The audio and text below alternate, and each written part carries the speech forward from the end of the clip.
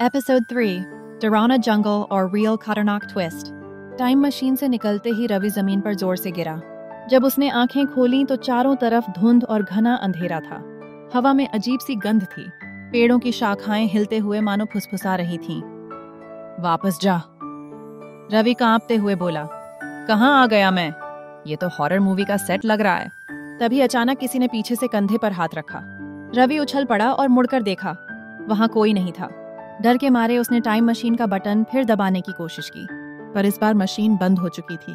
वह धीरे धीरे चलता हुआ जंगल के अंदर गया तो देखा कि एक पुराना पत्थर चमक रहा था। उस पर लिखा था, यदि अपने समय में लौटना है तो पहले चापलूसी छोड़नी होगी। रवि ने घबराकर कहा, अरे ये तो मेरी लाइफ का मजाक उड़ा रहे हैं। तभी पीछे से एक भयानक आवाज आई। क्यों बेटा तारीफ करोगे मेरी? रवि पलटा तो देखा एक विशाल परछाई उसके सामने खड़ी थी, आधी इंसान जैसी और आधी जानवर जैसी। उसका मुंह से धुआं निकल रहा था। रवि घबराया और बोला, भाई आप बहुत मजबूत हो, बहुत डरावने हो, मतलब डर के राजा हो। अचानक वह परछाई और ज्यादा गुस्से में आ गई और बोली, यही तो तुम्हारी गलती है इंसान, हर बार डर से बचने के लिए झूठ बोलते हो। और उसने जमीन पर जोर से पैर पटका। पूरा जंगल हिल गया, पेड़ टूटने लगे, हवा तेज चलने लगी।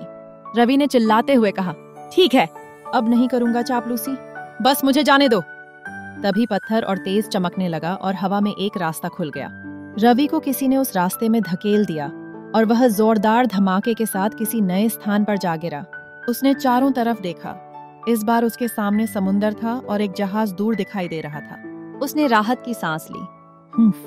भूतों से तो जान बच गई।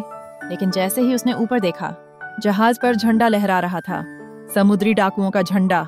रवि का मुंह खुला का खुला रह गया। अब वो भूतिया जंगल से निकलकर डाकुओं की गिरफ्त में आने वाला था और असली रोमांच तो अब शुरू हुआ था।